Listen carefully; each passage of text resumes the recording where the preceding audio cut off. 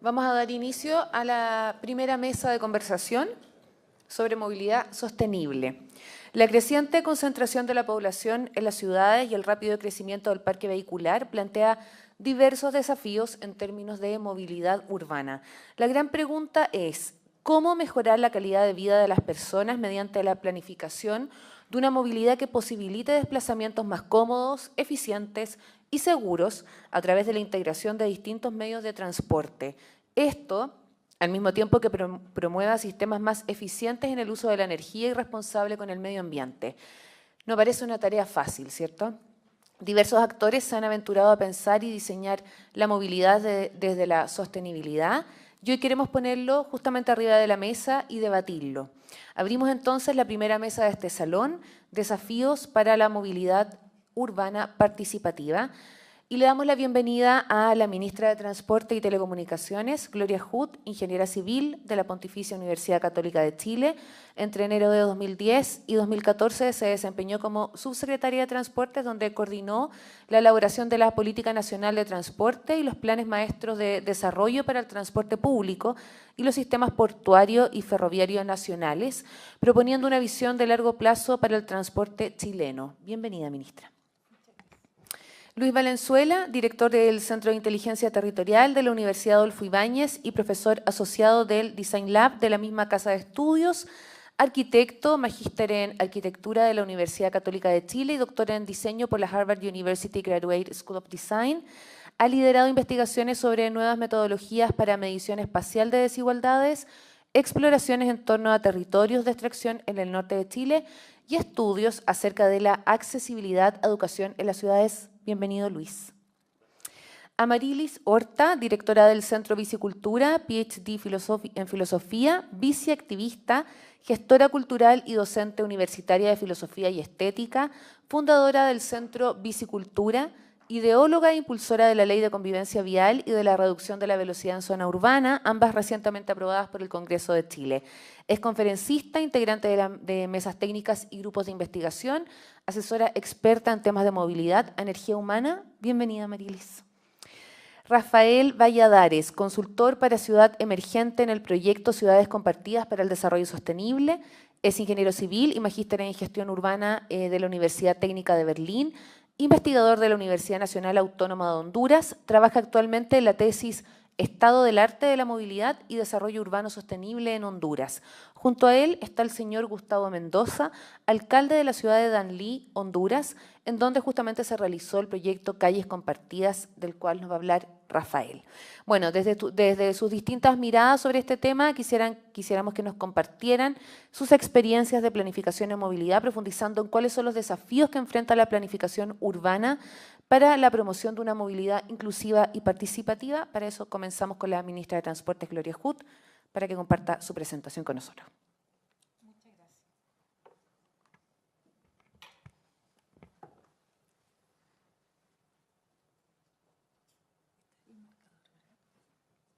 Muchas gracias. Buenos días. Quisiera dar una introducción breve y se refiere a...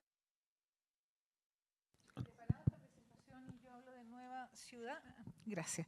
Nueva ciudad porque no creo posible hablar de movilidad y sustentabilidad sin este entorno de la ciudad. La ciudad es el hábitat nuestro y ese hábitat está siendo objeto de cambios relevantes para los cuales tenemos no solo que prepararnos, sino adaptar y generar condiciones.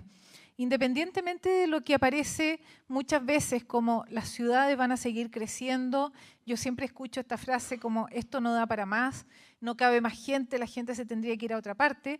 La realidad es más fuerte que cualquier cosa y lo que está pasando es que las personas se concentran mucho más en las áreas urbanas y es una tendencia que está ya probado que va a ocurrir en todo el mundo. Aparte, independientemente de eso, que podría ser un pronóstico muy negativo, lo que se anticipa es que la vida urbana podría llegar a ser cada vez más agradable y depende de estas, en parte, de estas políticas públicas que son las que estamos discutiendo ahora. Voy a hablar de la nueva ciudad, la movilidad y alguna visión y planes. qué es para mí esta nueva ciudad. Y cuando estaba preparando esta presentación, me llegó esta fotografía de mi nieto Pedrito, que tiene 8 años y vive en Nueva York. Está porque su papá está estudiando allá y vive con mi hija y, bueno, y tiene 2 hermanos. Y está jugando ajedrez con un señor que vende algo afuera de una estación de metro en Nueva York, en una mesa armada circunstancialmente, una silla también circunstancial, la otra silla también. Se ve gente en bicicleta, gente paseando. Se ve, a mí me pareció que esta foto refleja lo que por lo menos creo yo que debiera ser el ambiente en la ciudad, que podamos vivir el espacio público en esta forma. Y hay varias cosas que me parecen importantes acá. Uno es la integración, son 2 personas que difícilmente se conocen como amigos, pero son capaces de jugar un partido de ajedrez. El otro es la seguridad, ninguno de los 2 estaría así de relajado si no sintieran que están en un lugar donde no están corriendo riesgo. La densidad urbana, se ve mucha gente y se ve que esta densidad influye en el tamaño de las viviendas. Las viviendas son cada vez más pequeñas y el patio de la casa empieza a ser el espacio público, la calle.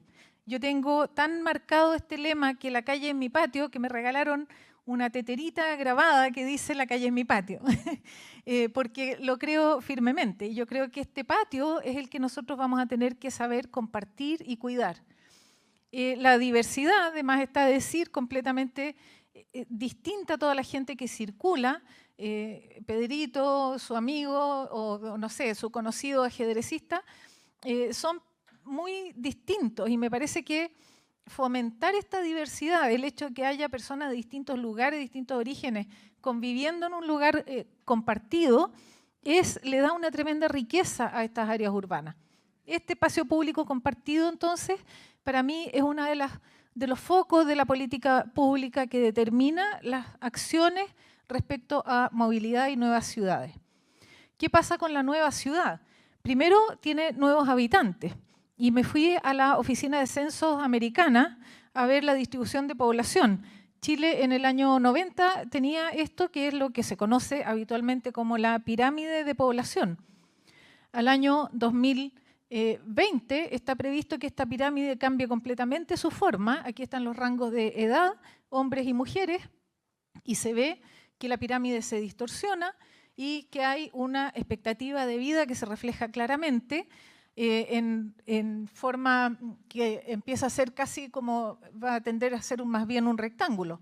Y en el año 2050 vemos grupos de muy avanzada edad. Estos son grupos de más de 80 años. Y siempre aquí cuando presento esto yo digo las mujeres de más de 80 en el año 2050, entre las cuales voy a estar yo, si Dios quiere, se ve que son como inmortales porque es el grupo con una tremenda sobrevida. Esto pone un desafío tremendo a qué se hace con la ciudad y con la movilidad. Pueden ser grupos mucho más activos, pero el cuerpo sigue siendo el cuerpo y sigue teniendo las necesidades que tiene. Y en esa edad la movilidad es mucho más difícil, se ve menos, necesitas información mejor, necesitas probablemente algún tipo de compañía, necesitas más luz. Empiezan a aparecer desafíos que hasta ahora no habíamos tenido. Y esto es una realidad. Yo siempre cuento también que en el entorno cercano tengo al menos 4 personas de más de 100 años. Mi vecina que vive al frente acaba de cumplir 104 y hace clases de piano todavía. Y amigas de mi mamá que tienen 100 años, son 3 más que siguen súper activas. ¿Qué pasa con la ciudad? Se densifica.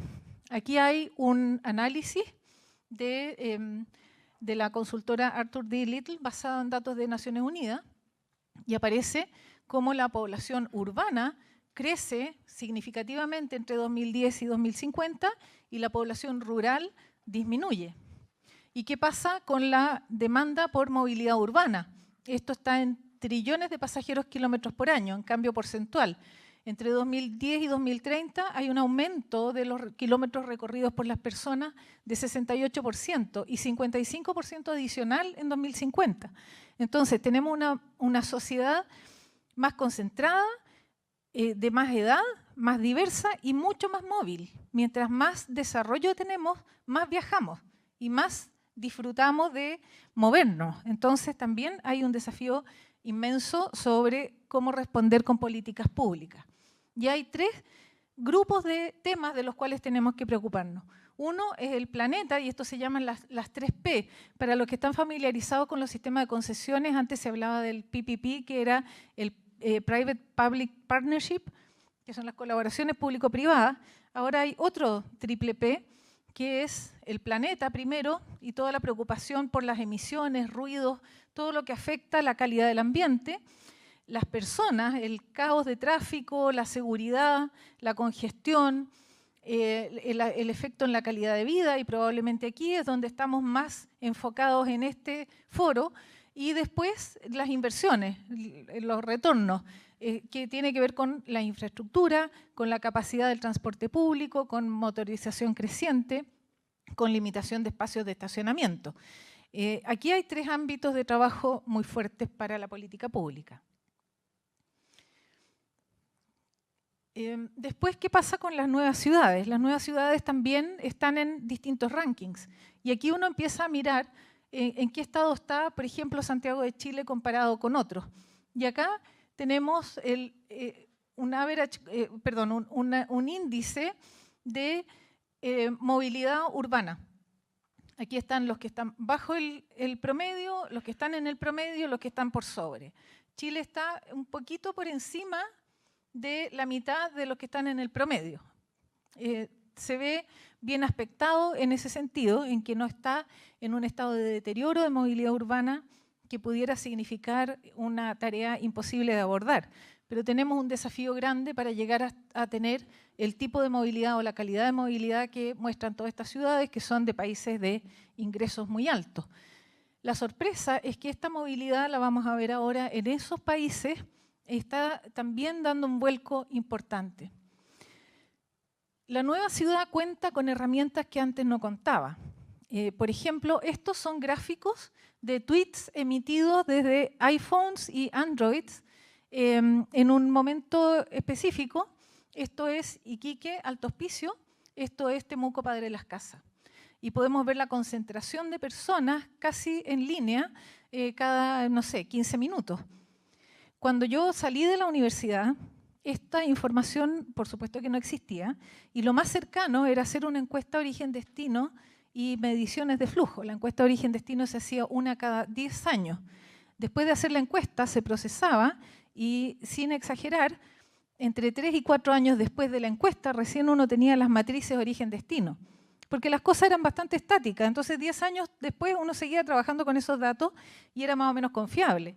Ahora a mí no se me pasaría por la mente destinar un peso a una de esas encuestas, porque sé que el mundo es mucho más dinámico que la capacidad que tenemos de procesar esos datos. Eso nos obliga a usar herramientas distintas, entre ellas, por ejemplo, las señales de celulares.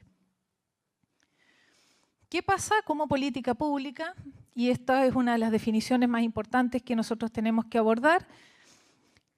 Yo siempre me preguntaba, antes de estar en esto, ¿qué es una política pública? Estando dentro del ministerio, me empecé a dar cuenta efectivamente qué es lo que significa. Una política pública son decisiones, son opciones. Es principalmente priorizar el uso de los recursos escasos. Finalmente se traduce en eso. Y cuando uno hace proyectos de ley, generalmente está apuntando a regular quién usa el recurso escaso, en qué forma y qué le retorna a la sociedad. Y para eso hemos preparado este gráfico en que está por lo menos la visión de lo que creemos que es necesario hacer en las ciudades. Uno es reservar un espacio importante para el transporte público masivo.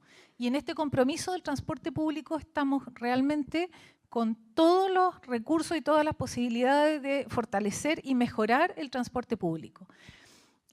Yo viajo habitualmente en transporte público y la semana pasada en uno de los viajes, un pasajero me tomó una foto y la subió a Twitter. Y se generó toda una polémica. ¿Será la ministra? No, no es la ministra. Yo la vi en la 518. No, no era. Y, bueno, toda una cosa. Después, es que si viajara en la 412 vería que se viaja más mal. Se generó todo. Pero mi conclusión, independientemente de los mensajes, es que un ministro se suba a un bus no debería ser un tema. No debería llamar la atención. Y eso revela lo lejos que estamos de este objetivo de compartir la ciudad en mejor forma. Creemos que la movilización masiva es la que responde y compartida, es la que responde a la necesidad de usar mejor este espacio urbano que se va a hacer cada vez más escaso. Por eso el foco de nuestra política pública está en esto. Y si ustedes han visto las polémicas que se han generado, por ejemplo, porque estamos estableciendo pistas dedicadas para buses, con cámaras que infraccionan a los autos que entran, van a ver también toda la polémica que lo acompaña, y nuestra decisión es no ceder, pero ni un pelo en eso. Se generó harto ruido, pero el ruido ahora bajó y las pistas están funcionando muy bien.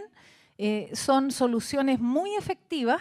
Estas pistas dedicadas con cámaras, solo para que tengan órdenes de magnitud, un corredor tradicional de buses vale más o menos 10.000 millones de pesos por kilómetro y se han demorado entre 5 y 6 años en estar implementados.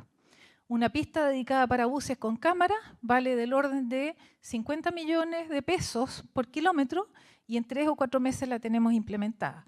Y el ahorro de tiempo es lo que llevamos ahora controlado de las últimas, es por lo menos un 20% de menos tiempo de viaje para las personas. Entonces, no hay por dónde perderse, que estos corredores digitales son lo que deberíamos fortalecer.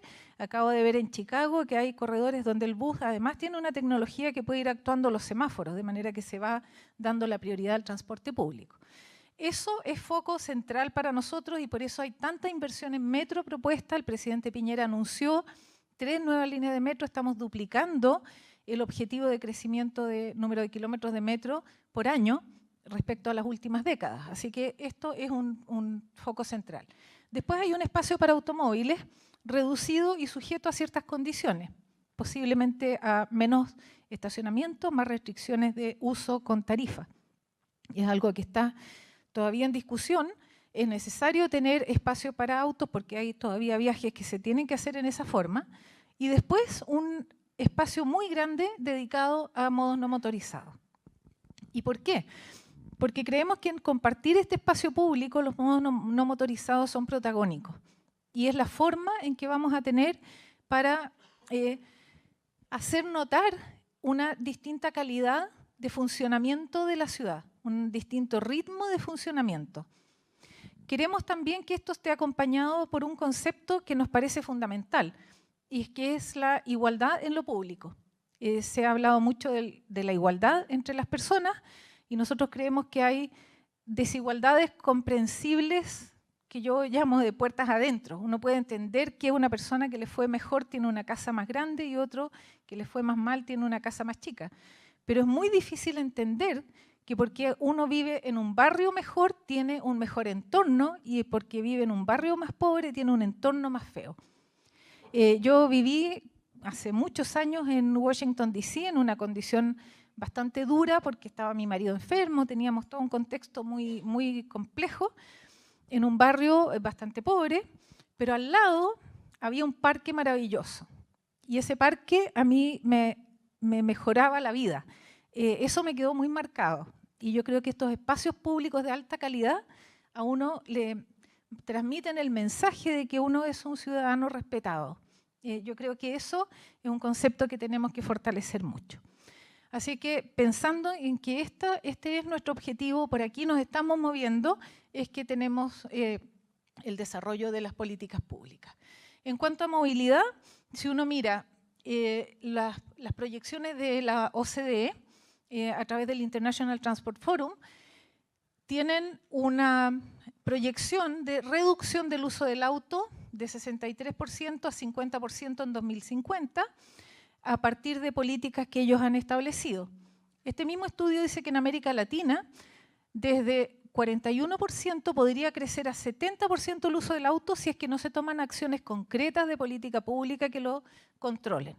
Esa es una proyección bien sustentada y bien compleja. Así que eso apura a que nosotros movamos las políticas en la dirección que acabo de comentar. Por otro lado, un estudio muy reciente de Arthur D. Little también muestra que las inversiones en movilidad solo crecen. O sea, esto lo que responde es a una demanda, y aquí esta es una cosa que he discutido en el último tiempo también con muchos gremios, por ejemplo, de taxis a partir de la ley de plataformas, porque dicen, no, tiene que suspender las plataformas. Bueno, es una opción, pero lo que me cuesta hacerles entender es que las personas viajan cada vez más, es una demanda que solo crece. No vamos a cortar oferta porque la gente se queda sin viajar. Las personas no dejan de viajar, y esto lo revela también. Después, esta es una tendencia que yo creo que aquí va a encontrar bastante eco y que me encantó. Dice que hay una curva de maduración de las ciudades y el enfoque de su movilidad. Y que primero, en las ciudades emergentes, se trata de establecer un cuidado ambiental y establecer las soluciones de transporte, pero en forma, más bien, manteniendo lo que tienen con mejor impacto ambiental. Después pasa a repensar el sistema. Y hay una etapa de desarrollo en que lo individual toma mucha relevancia o ha tomado relevancia en el tiempo. Y ahí es donde se fue desarrollando más un concepto de uso del automóvil y más infraestructura para los autos. Pero la tendencia más reciente es el transporte público, es un sistema integrado de modos compartidos. Lo compartido parece ser la marca de la nueva movilidad. Esta integración entre todos los modos, el pensamiento innovador basado en la tecnología, la movilidad en red, esa full integración de todos los modos, bicicletas, peatones, buses, autos, taxis, etcétera, el viajar a través de plataformas, es lo que nos desafía para que las políticas públicas avancen en esa dirección. Y finalmente, los planes están bastante condicionados por el Acuerdo de París. Esta es una cosa que me preocupa a mí porque cada vez que voy a distintos foros lo planteo. No veo que sea un tema prioritario que aparezca en la agenda, en los titulares. No veo que haya demasiada discusión sobre estos compromisos tomados por el país que implican un 30% de reducción de emisiones de CO2 en poco tiempo, al año 2030. Y eso es una cosa difícil de lograr. Se necesita mucha inversión, pero se necesita también mucha acción. Además hay un compromiso de reforestación y hay una serie de medidas que aquí aparecen muy generales, pero que están bastante establecidas, y veo que estamos todavía en la etapa de mucho concepto y de mucha definición de planes, pero la bajada a la acción todavía está bastante lenta. Y esto es un resumen, no sé por qué quedó esa frase ahí, que tiene que ver con, de nuevo, el espacio público. Y aquí vemos los ámbitos de intervención entre vivienda y servicios que uno tiene que trabajar por reducir las brechas básicas de inversión, pero hay algunas que yo llamo las brechas ciudadanas.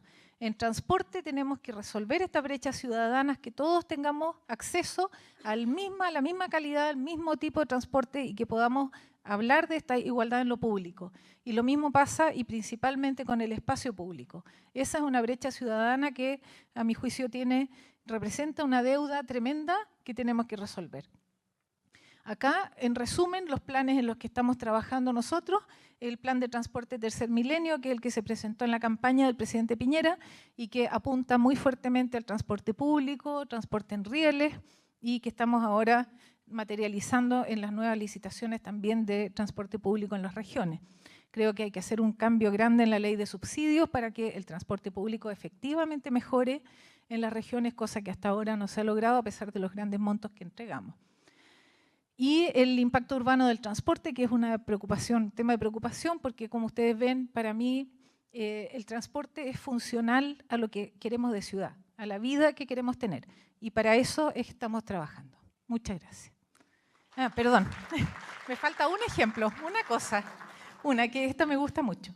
Esto es Brasilia. Yo viví en Brasilia en los años 70, cuando estaba recién instalado, y era como vivir en una maqueta, era una cosa bien terrible. Me acuerdo, estos eran edificios, entonces uno vivía en un edificio y había una cuadra comercial, y después 1,5 kilómetros más allá había otra cuadra comercial. Entonces salíamos a vitrinear con mi mamá y caminábamos como 5 kilómetros para ver 10 tiendas. Era bien difícil. Estaba todo muy estructurado. Y lo que ha pasado es que finalmente ese molde se ha ido rompiendo, porque, como digo, la realidad es más fuerte, las personas tienen una vida que quieren tener distinta y se ha transformado la ciudad en un montón de actividades que no están. Por ejemplo, aquí hay bares. En este tiempo los bares estaban, por ejemplo, y todas las discos estaban en un barrio, la universidad en otro barrio, los restaurantes en otro barrio, todo clasificado. ¿Qué es ahora? Ahora es un mix de cosas que hacen la vida más agradable.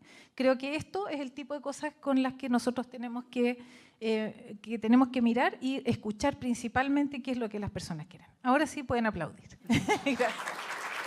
Muchas gracias, ministra. Gracias por habernos acompañado y tenemos que liberarla porque tiene una agenda bastante intensa, sabemos, hoy día.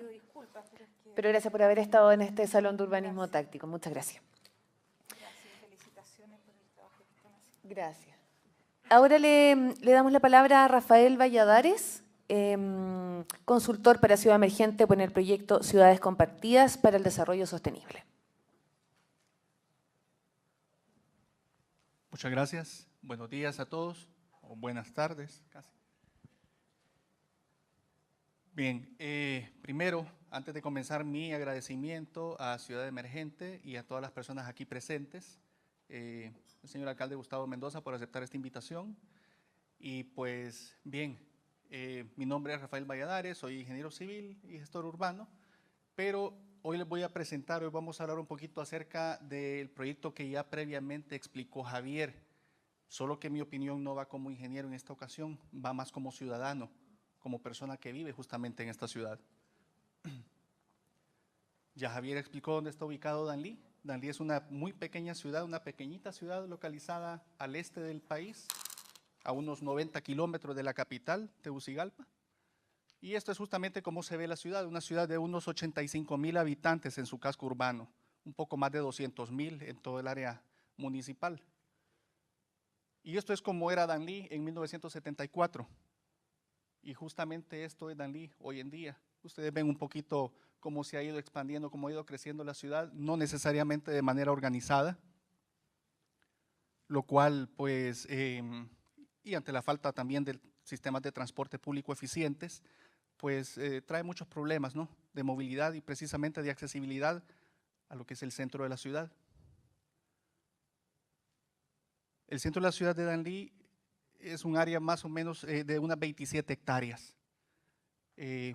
Fácilmente la ciudad se puede recorrer a pie, de hecho mucha gente lo hace hoy en día, la gente comprende y entiende que no necesariamente al centro de la ciudad se puede llegar en auto. Vives tan cerca que puedes hacer todos tus mandados al banco, a la farmacia, a pie. Es una ciudad muy cercana. Y así es como luce básicamente la ciudad. Ustedes ven el tipo de infraestructura, ciudades, edificaciones de no más de 2 plantas y una especie de retícula, ¿no?, una especie de cuadrícula. Pero este es el problema que tenemos hoy en día en la mayor parte o en casi todas las ciudades de tamaño intermedio de Honduras. Aquí llamamos una ciudad de tamaño intermedio en Honduras, porque una ciudad de tamaño intermedio en otro país puede tener otro contexto, definitivamente. Una ciudad de tamaño intermedio en este país, en Honduras, va entre los 50,000 y los 300,000 habitantes. Pasado los 300,000 habitantes ya entra dentro de otra categoría. Y justamente pues este es el problema. La mayor parte del espacio está dedicado para el automóvil. Ya tenemos problemas de congestionamiento vehicular, indisciplina en el aparcamiento y una serie de problemas más asociados al uso, o mejor dicho, al abuso del automóvil en estas ciudades tan chicas. Pero ¿por qué ocurre esto? Sabemos muy bien, y bueno, ya lo mencionaron antes, justamente acabamos de terminar un proyecto de investigación especial con la Universidad Nacional Autónoma de Honduras, y se elaboró el primer estudio acerca del estado del arte de la movilidad y desarrollo sostenible en Honduras, desarrollo urbano sostenible. Nunca se había hablado de esto. En las universidades no se enseña qué es la movilidad sostenible. A los ingenieros, a los arquitectos no se les forma de manera adecuada. Y justamente ocurre esto. Y ustedes ven, esto es un diario nacional y dice: Alcaldía Capitalina busca construir 25 pasos a desnivel o pasos elevados para descongestionar el tráfico. Si estuviese la ministra de Transporte aquí, yo creo que le causaría gracia a esto, ¿no?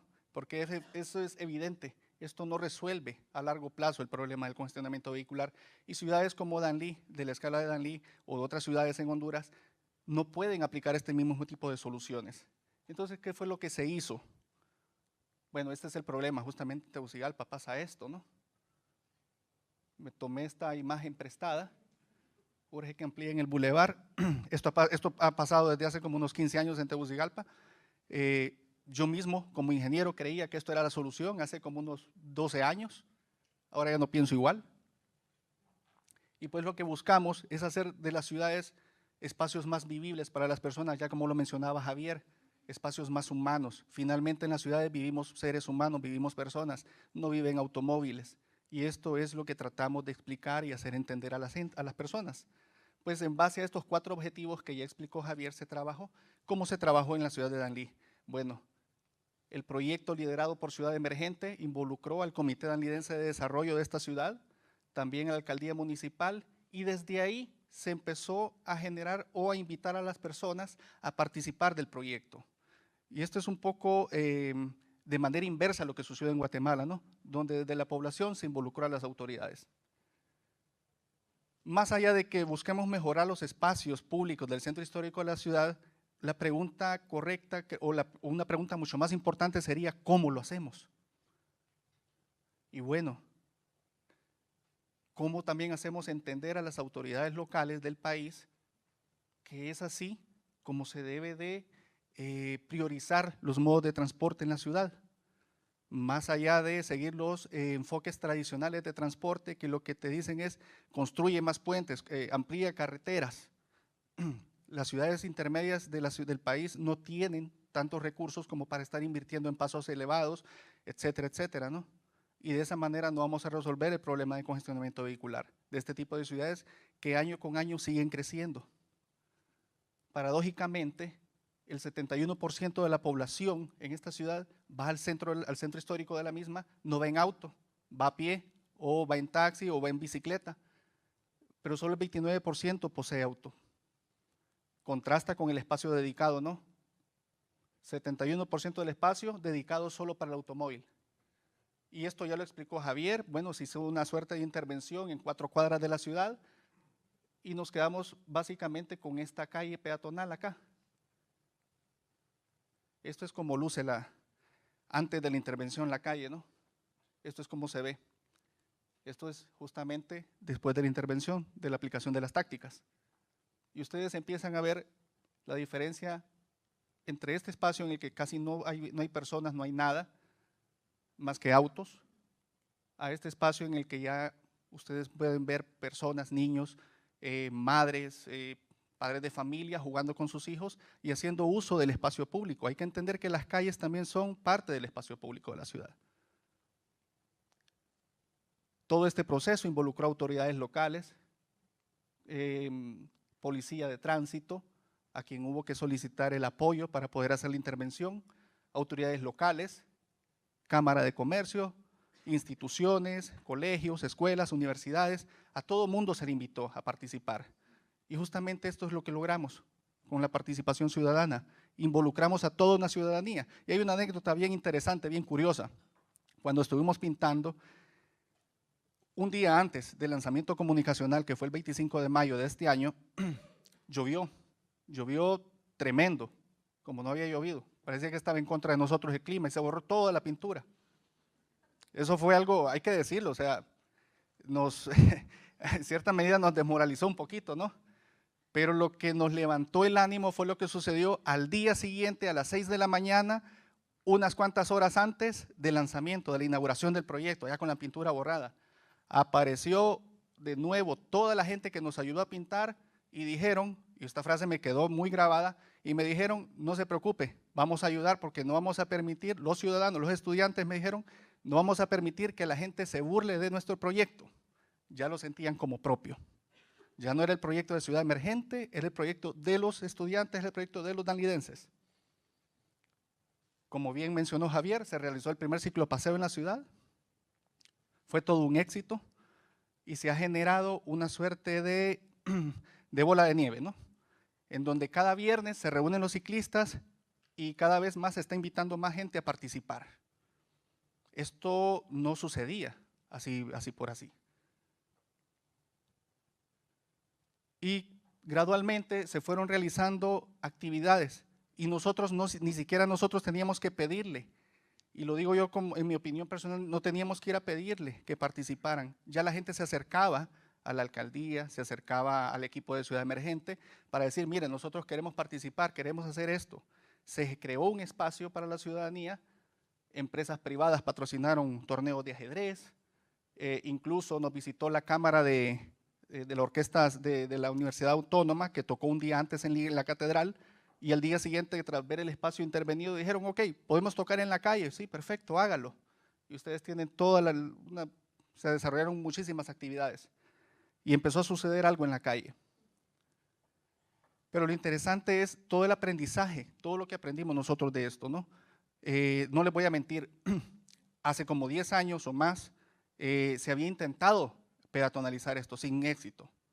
No ocurría. Incluso yo recuerdo bien que hace como 12 años me preguntaron, ¿se puede peatonalizar esto? Y yo les dije, ni loco, eso no se puede.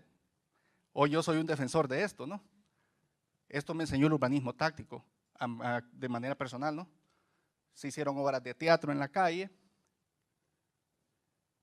Y sí, lo que ya mencionaba Javier antes, que las calles compartidas o el espacio peatonalizado ayuda a que las personas, adultos, niños, se sientan más seguros y más cómodos en el espacio público. También fomenta el comercio. La gente también se siente más segura. Se realizaron campañas de educación vial.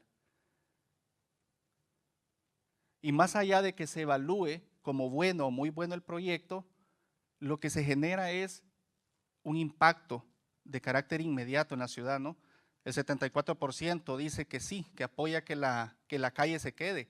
Y justamente eso incidió finalmente en la decisión que tomaron las autoridades locales, y que yo voy a dar paso al alcalde Gustavo Mendoza, al abogado Mendoza, para que nos diga qué fue lo que sucedió justamente después. Ya se elaboró un plan de ordenamiento vial y gestión de aparcamiento en la ciudad a raíz de esta intervención. Y sin ánimo de aburrirles, y yo sé que ha sido una presentación corta, yo lo que quiero es darle el micrófono al alcalde Gustavo Mendoza para que nos diga justamente qué fue lo que ocurrió, lo que no pudo ocurrir así a 10 años, tras varios intentos de peatonalizar o de generar un espacio, un espacio para los ciudadanos, qué fue lo que ocurrió. Muy buenas tardes. Saludo a todos y todas, y en aras del tiempo pues vamos a concluir la participación de nuestro consultor y mi agradecimiento infinito a ese privilegio que Dios nos permite encontrarnos en esta gran ciudad de Santiago, Chile, conociendo estas lindas experiencias. Nuestro agradecimiento a Ciudad Emergente, a Fondo Chile, al PNUD y a todos los que han hecho posible estas nuevas ideas para nuestras ciudades. Danlí es una ciudad dentro de las 12 más importantes de mi patria, Honduras, y es un honor para nosotros ser su alcalde. Y como lo expresaba nuestro ingeniero y consultor, la Alcaldía Municipal de Danlí, nosotros asumimos esta enorme responsabilidad que el pueblo nos permitió ser su alcalde el 25 de enero de este año. A partir de allí hemos venido trabajando, se me expuso el proyecto y nosotros decimos, dijimos son cosas buenas para el municipio, para la ciudad y hay que apostarle a ello. No ha sido tan fácil, porque quiero decirles que en el transcurso del experimento que se tuvimos la toma de las calles que hoy tenemos ahí ya compartidas por los taxistas, por medios de transporte, de que no querían el proyecto. Pero a raíz de eso lo fuimos socializando poco a poco y así es como hemos ido permitiendo de que la población vaya adquiriendo ese cambio de cultura y ese cambio de conocimientos en que debemos compartir espacios públicos para nuestras familias, para nuestra población.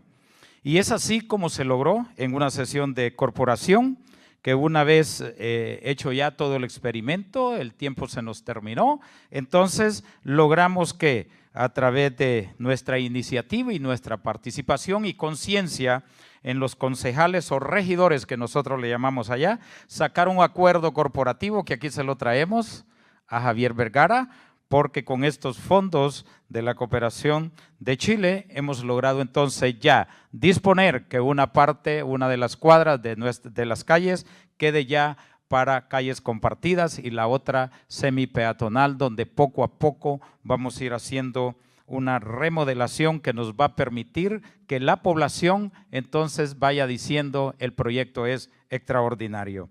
Y como se decía, así es que aquí traemos nuestro compromiso que adquirimos y lo estamos cumpliendo el día de hoy, como también traemos toda la inversión que ahora ya nos corresponde como Alcaldía Municipal de Danlí, Honduras, hacer nosotros. Ya esa es nuestra responsabilidad y lo vamos a cumplir porque lo vamos a cumplir y ese es el compromiso que tenemos nosotros en la iniciativa de establecer estos espacios públicos.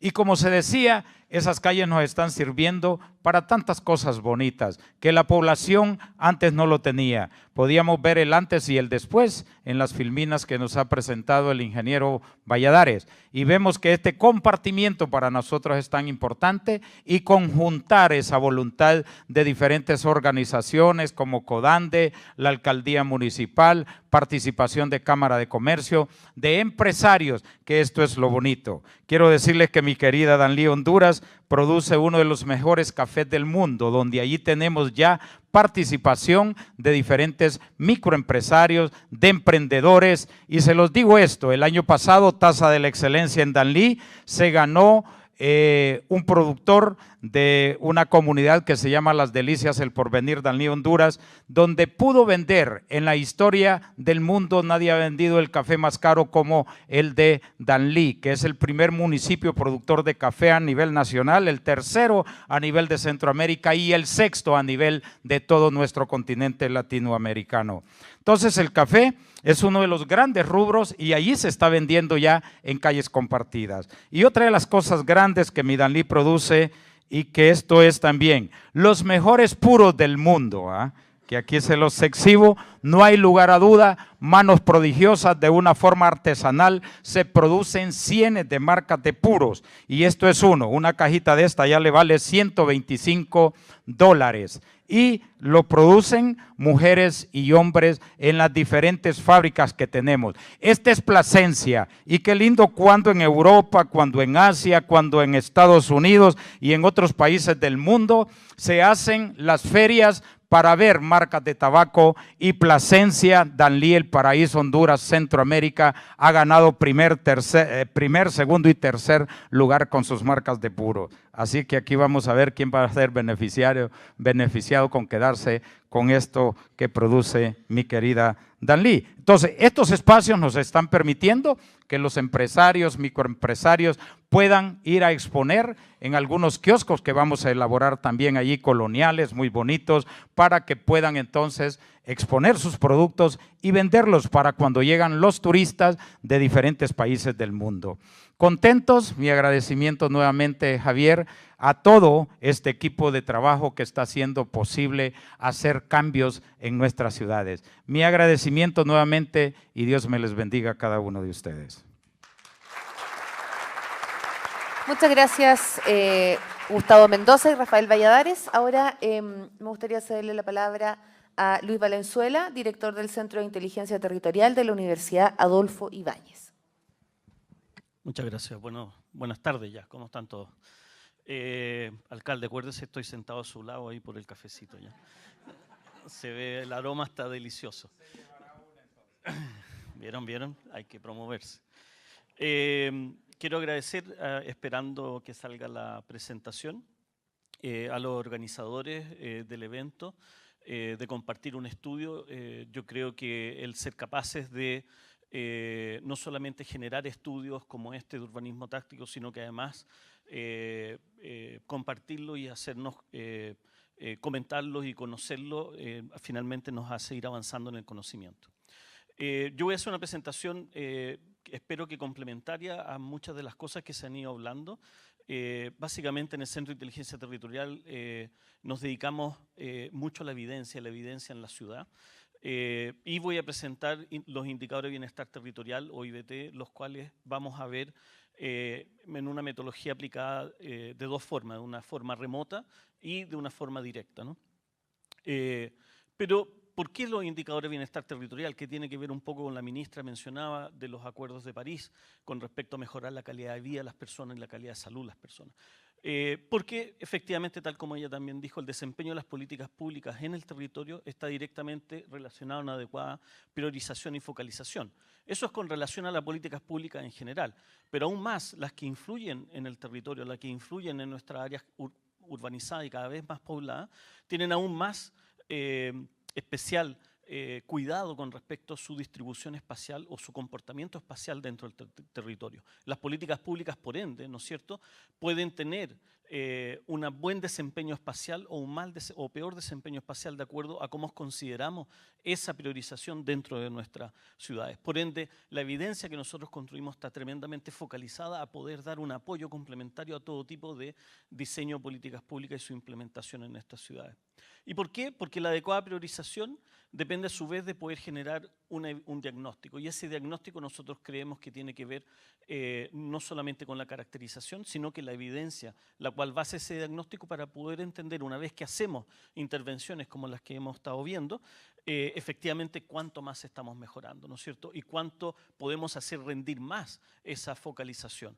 Es decir, todo el esfuerzo de recursos, de gestión, de gobernabilidad, de participación, de involucramiento, cuánto más impacto social nos puede dar, va a estar directamente relacionado con esa capacidad nuestra de diagnosticar. Y por ende se necesitan correctos insumos o indicadores, indicadores como una primera fase, ¿no es cierto?, como una primera escala de medición, termómetro, wincha en nuestro lenguaje más local, para ser capaces de recoger la realidad funcional y temporal del espacio.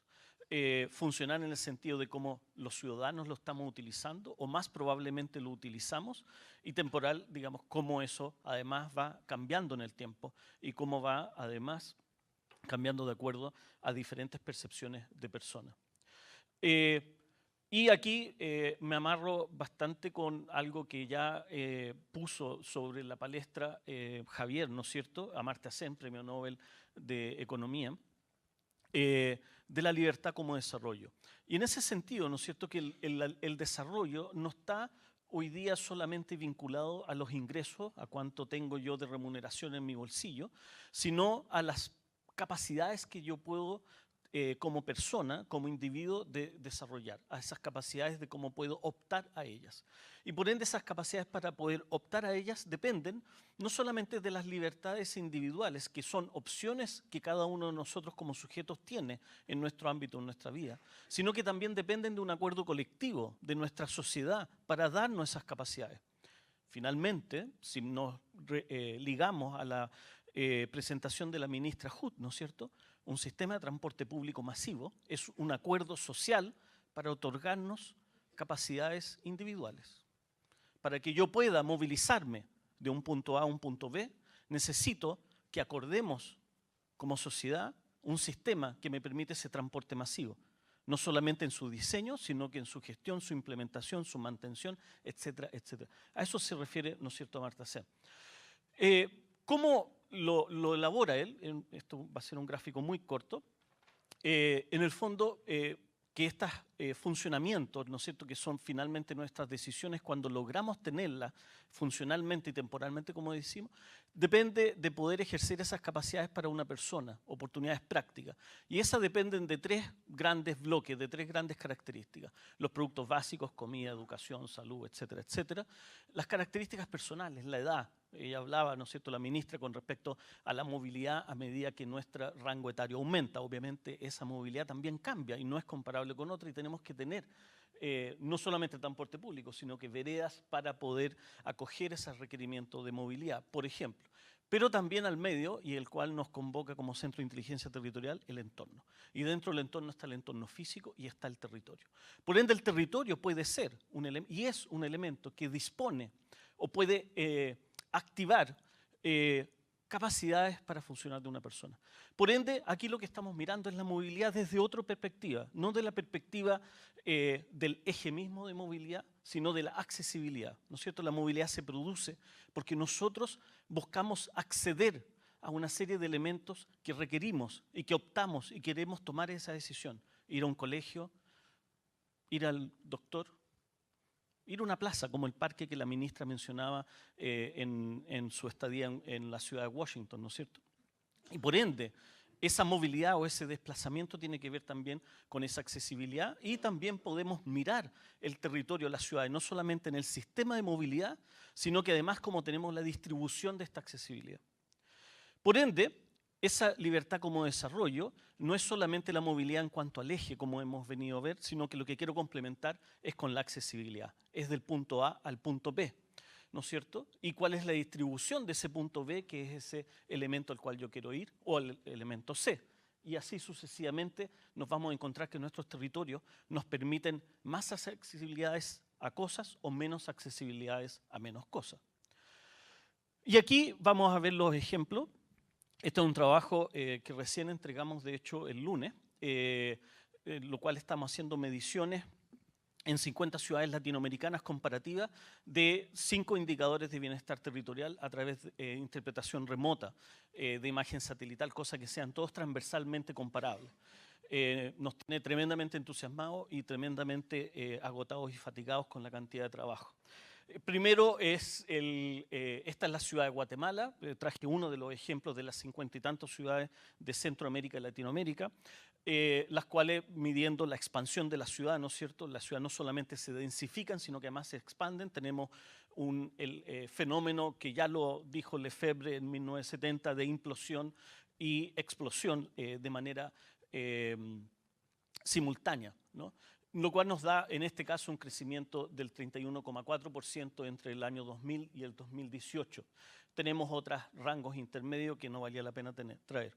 Eso también lo estamos viendo, cómo crece la ciudad y cómo se modifica, ¿no es cierto?, su confort ambiental, que es otro de los indicadores que estamos viendo. Y vemos 5 categorías en las cuales, si medimos el confort ambiental entre regular, bajo y bajo, nos vamos a dar cuenta que el 20,7% de la superficie de la ciudad está en ese rango más bajo, que son las áreas, ¿no es cierto?, no necesariamente las áreas más periféricas de la expansión, sino que las áreas de la concentración, de la implosión. Entonces tenemos estos fenómenos que son contraintuitivos y que nos llaman mucho la atención y van en sentido contrapuesto a la lógica general que tenemos. Otros 3 indicadores muy interesantes ya tienen que ver con este tema de la accesibilidad a salud, empleo, educación en el 2018 en la misma ciudad de Guatemala, ¿no?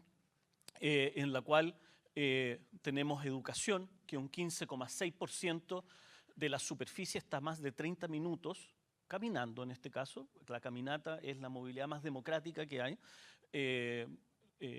Para hacer estas comparaciones, 15,6% de la población, de la superficie está a más de 30 minutos de lugares de educación, 20,7% está a más de 30 minutos de lugares o centros principales de empleo en la ciudad, y en el caso de salud, casi un 60% está a más de 30 minutos caminando a un centro de atención de salud.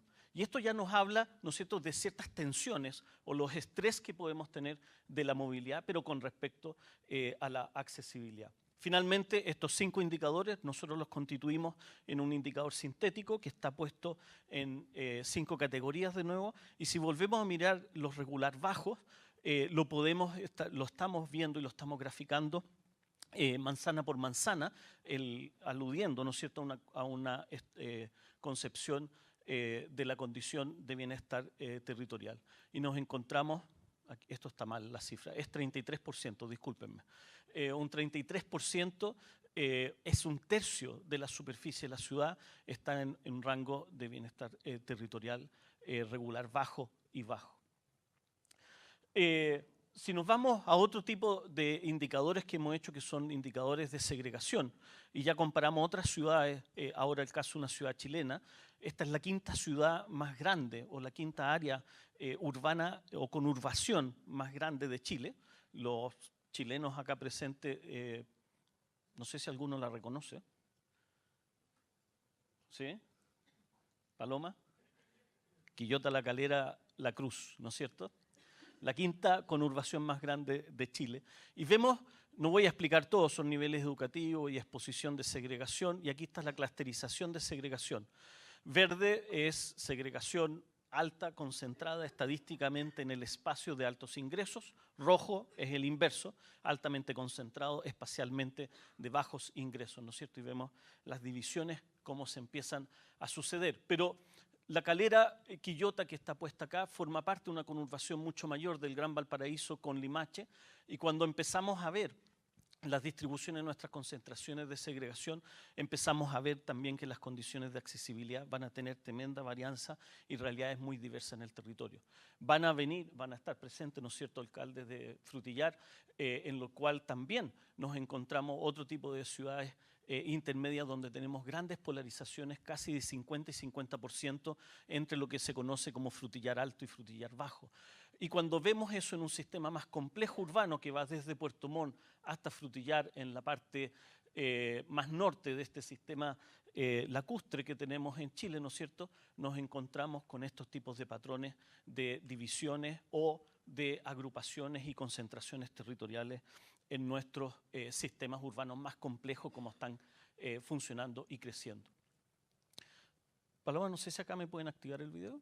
Entonces, para ello, para ir entendiendo un poco estas distintas realidades de segregación, cómo se están dando en nuestro territorio, no sé si va a funcionar el video. Tiene sonido, si le quieren poner.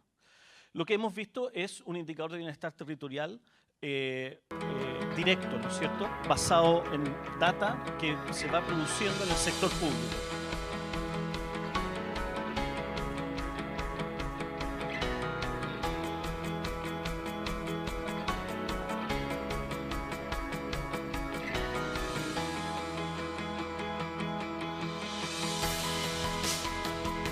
Nosotros creemos que este tipo de indicadores es otra forma de compartir ciudad, es compartir evidencia, hacerla accesible a cada una de las personas, hacerla accesible a los residentes de una región, de tu ciudad, de tu barrio, entender mi casa, en qué entorno está. La vida nuestra ya no se trata solamente de la vivienda, sino que y lo hacemos en distintas dimensiones. Son 4 las dimensiones en las cuales estamos levantando esta data, y cada una de estas datas, la idea es que cada gobierno metropolitano, gobierno regional, gobierno local pueda utilizarlo y pueda hacer de él un instrumento de focalización. También puede ser usado como un instrumento de participación, de construcción de escenarios, de contraste de cifras, de poder comparar, entender cuán desnivelada está la cancha de nuestro bienestar territorial, de nuestro territorio, en distintas escalas, en distintas comparaciones, diversificando también los temas que queremos contrastar, dado que las políticas públicas, las necesidades y nuestras demandas también son múltiples. Y esto, lógicamente, hecho en distintas plataformas digitales. Este indicador de bienestar territorial, de hecho, está siendo utilizado ahora por Valeria, acá, por el gobierno regional metropolitano, los cuales están utilizando el indicador para sus priorizaciones de intervenciones en espacios públicos después. se puede ver más. Aquí están las dimensiones que tomamos, ¿no es cierto? Las vimos de infraestructura ambiental, la dimensión de accesibilidad, que voy a verla un poco más, y la socioeconómica, que se utiliza también junto con las otras. Cuando vemos cada una de estas dimensiones, las de infraestructura, hay infraestructura básica que es de veredas y iluminación y basurero y calzada, calidad de calzada, junto con calidad de infraestructura de vivienda. Cuando vemos la dimensión ambiental, parte de esto es lo que se utilizó, la ambiental también en las muestras iniciales que les dije, las 50 ciudades en Latinoamérica y Centroamérica, donde se ve amplitud térmica y cobertura vegetal. Y los de accesibilidad, que estamos levantando 6 variables, 3 indicadores de accesibilidad de servicios básicos y otra de equipamientos de esparcimiento, ¿no es cierto? Como equipamiento cultural, salud, educación, servicios públicos, equipamientos deportivos y áreas verdes. En el socioeconómico y nivel de segregación. Esto lo hemos hecho para 23 ciudades de todo Chile. Estamos avanzando en un par de ciudades latinoamericanas para implementar esta metodología. En un total tenemos una cobertura casi de una modelación a 11 millones de personas en Chile, manzana por manzana, midiendo la accesibilidad. Y lo que hacemos es partir de medir la accesibilidad a un nivel local de cada una de las unidades de manzanas en una ciudad. Esta es la ciudad de Temuco, y esa la podemos escalar o la podemos consolidar a distintas cifras de tamaño en otras unidades geográficas, ¿no es cierto?, como unidades vecinales, comunales o la misma ciudad. ¿Cómo funciona el indicador? El indicador funciona a través de los efectos funcionales espaciales, es decir, si tenemos un parque metropolitano, ese parque metropolitano le da una accesibilidad a toda la ciudad en sus distintas manzanas, como vemos acá, a través de, ¿no es cierto?, una distribución de isocrona. Si tenemos un efecto local de 2 plazas, ¿no es cierto?, en un cierto territorio, esas isocronas le dan un cierto rango de accesibilidad a una cantidad de manzanas hasta un máximo de 30 minutos, donde la probabilidad de las personas que acceden va disminuyendo. Y cuando tenemos el efecto combinado, que es lo que hace la accesibilidad, es que combina tanto los efectos de accesibilidad metropolitana como los locales, finalmente tenemos, ¿no es cierto?, el valor de cada una de esas manzanas con respecto a la oportunidad de las personas de acceder a ese servicio y equipamiento, ¿no? Y, lógicamente, el lugar a donde colocamos estos elementos, que son los elementos los cuales nosotros buscamos en nuestra ciudad, en nuestros territorios, va cambiando, ¿no es cierto? Es sensible al cambio, me equivoqué, es sensible al cambio espacial de estos lugares. Por ende, cuando en la regulación decidimos hacer equipamientos como parques fuera o en la orilla del área urbana, somos bastante ineficientes con respecto a la accesibilidad, ¿no? Y nos equivocamos mucho en priorizar en las políticas públicas. Y sin ir más allá, el PRMS 100 lo que hace es eso. Estamos colocando una cantidad de recursos en las afueras de la ciudad, para lo cual, desde el punto de vista medioambiental, obviamente que es un aporte, pero desde el punto de vista de la accesibilidad es de lo más ineficiente que hay. Aquí volvemos a ver estas dimensiones en el caso de Quillota. Ya no es la conurbación Quillota, La Cruz y Calera, ¿no es cierto? Pero vemos cada uno de ellos, la accesibilidad al áreas verdes y a cada uno de los que ya les mencioné, cómo se está dando en ellos, ¿no es cierto? Manzana por manzana, por ende, después con la gente de Quillota, si quieren hacer ¿no es cierto?, urbanismo táctico e implementar algunos elementos culturales, uno podría ir acá y decidir exactamente a dónde puedo tener qué efecto, digamos, a dónde tengo mayor déficit con respecto a ese tipo de equipamiento para poder hacer las mediciones y ver cómo eso puede avanzar. Y así, cuando construimos el indicador de bienestar territorial sintético en este caso y vemos las 3 comunas que acabamos de revisar, esas están algunas sobre la media nacional, otras justo muy cerca de la media nacional y otra abajo, ¿no es cierto? Quillota es la que está acá, la Cruz está acá y Calera. Y vamos viendo y podemos ir viendo las zonas críticas, cómo varían dentro de una misma zona metropolitana o funcional o conurbada, digamos, cómo está variando las zonas críticas desde un 36 a un 6,2%. Esos son los desequilibrios de nuestra cancha, en la cancha en la cual jugamos, en la cancha en la cual juegan todas las personas, ¿no es cierto? La gracia es que con un diagnóstico, con una evidencia, con una medición, podemos ir a cada una de las distintas dimensiones que hemos visto, no voy a entrar en las cifras, y podemos mirarlo detenidamente para entender cuáles son las zonas críticas, los clústeres más críticos que se están dando, los clústeres en los cuales debemos focalizarnos, donde la accesibilidad y las condiciones de entorno y las condiciones ambientales son las peores y por ende poder hacer políticas públicas más integradas. Muchas gracias. Muchas gracias, Luis. Ahora invitamos a Marilis Horta, directora del Centro Bicicultura, para que nos presente unas palabras.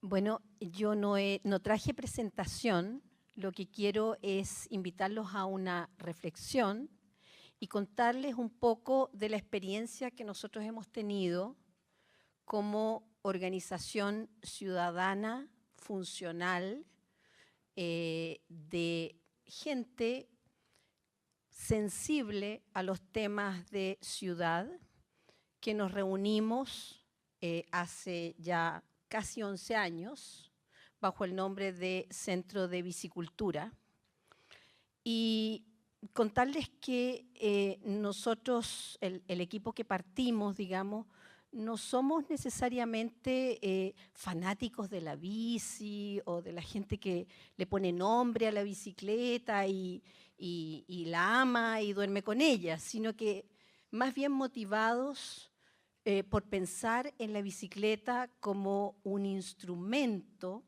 que permite cambiar la forma en que vivimos y la forma en que sufrimos las ciudades en que vivimos.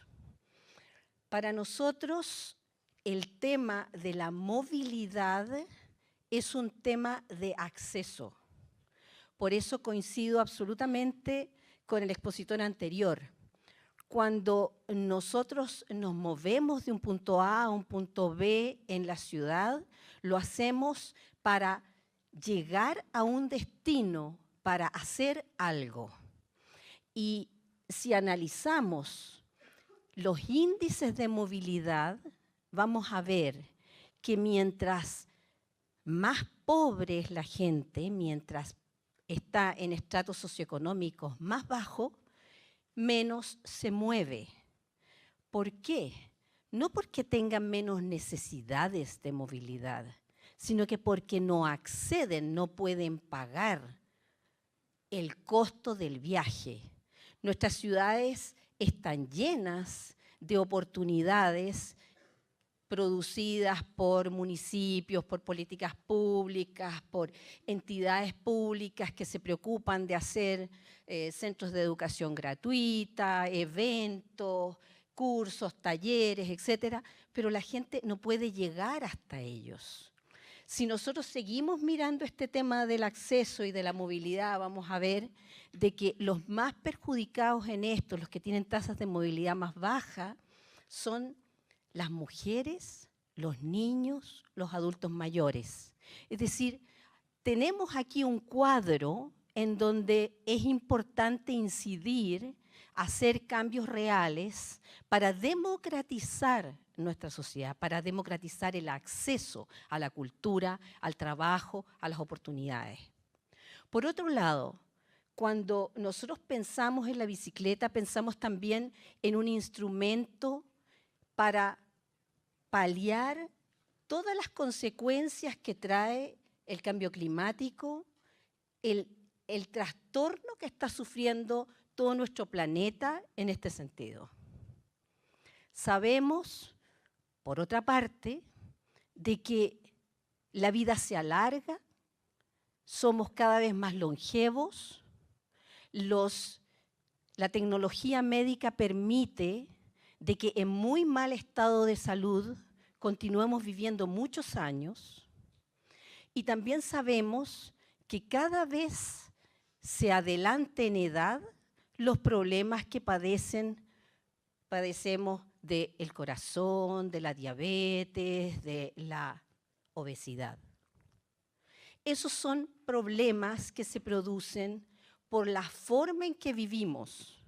Yo creo que si seguimos así, vamos a transformarnos en unos mutantes que a lo mejor vamos a tener una forma así, en vez de una forma así, porque estamos prácticamente todo el día sentados. La mayor parte de los trabajos hoy día ya se hacen sentados y nos trasladamos sentados y llegamos a estar sentados y comemos sentados, etc. Entonces, eso de moverse, de la movilidad activa a pie y en bicicleta, nosotros consideramos que es la gran oportunidad que tenemos para introducir en nuestras rutinas diarias, en nuestras formas de vida de todos los días, actividad física, indispensable para mantenernos activos, para mantenernos bien, para no ser sedentarios. Si vemos todas estas características y podemos seguir en ello mucho más, podemos hablar de temas de género, de cómo la bicicleta apoya a las mujeres en el rol que la mujer cumple en la sociedad actual, así tal cual como estamos nomás. Si la mujer hace viajes encadenados, no hace el viaje típico del hombre de un punto A a un punto B y de vuelta, sino que va haciendo cosas en su trayecto. Y para ello no hay mejor aliado que la bicicleta. De partida, uno puede ir y estacionar ahí en la puerta de donde va, multiplica el tiempo, es un vehículo mucho más flexible. Y por otro lado, nos permite cargar hartas cosas que no podríamos cargar si tuviéramos que llevar los bultos en el cuerpo. Entonces, por todas esas razones, nosotros llegamos a la bicicleta y a la bicicultura como una forma de transformación social, de iniciar procesos de transformación social. Y para eso, el año 2006 y luego el 2007, trabajamos con una metodología especial, porque nosotros decíamos, a ver, Santiago y toda la zona central del país tiene un clima perfecto para la bicicleta. Si vemos los casos de los países en donde más se usa, Dinamarca, Holanda, etcétera, vamos a ver que tienen unos inviernos crudísimos, que tienen un viento y un hielo que clava. Yo he estado en Dinamarca, he andado en bicicleta, me he movido en bicicleta en Dinamarca y el viento trae especies de estalactitas que penetran y pinchan. Es decir, no tiene nada que ver con las posibilidades que nosotros tendríamos para multiplicar este modo de movilidad. ¿Y por qué allá la gente usa la bicicleta? Las encuestas que hacen, el tema ambiental aparece, pero aparece en un lugar muy bajo. La gente usa la bicicleta porque es lo más expedito, lo más cómodo, lo más a la mano, porque esas ciudades han sido construidas para que así sea. Ellos barren la nieve en la madrugada de las ciclovías. Si alcanza el tiempo, luego lo hacen de las pistas de autos y transporte público. Lo primero es para la bicicleta. Todo está construido así. Entonces, ¿por qué nosotros seguimos moviéndonos en auto? ¿Por qué en ciudades pequeñas, en donde hasta a pie se podría llegar a destino, la gente usa el auto? Porque todo lo hemos construido pensando en ello. Si ustedes piensan bien, hoy día ni siquiera necesitaríamos semáforos si nos moviéramos a pie y en bicicleta.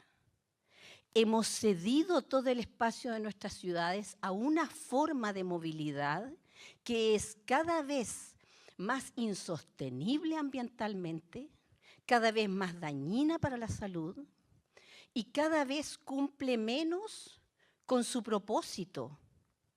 El automóvil podría cumplir un rol fantástico, muy importante, pero no lo está cumpliendo, no puede cumplirlo ya, es una estafa. Uno ve los comerciales en donde la gente se mueve súper rápido y llega fantástico y relajado y cómodo y poderoso a destino. La verdad es que hoy día la gente llega a destino crispada, molesta, frustrada, sintiéndose pésimo, sumamente estresada y violenta.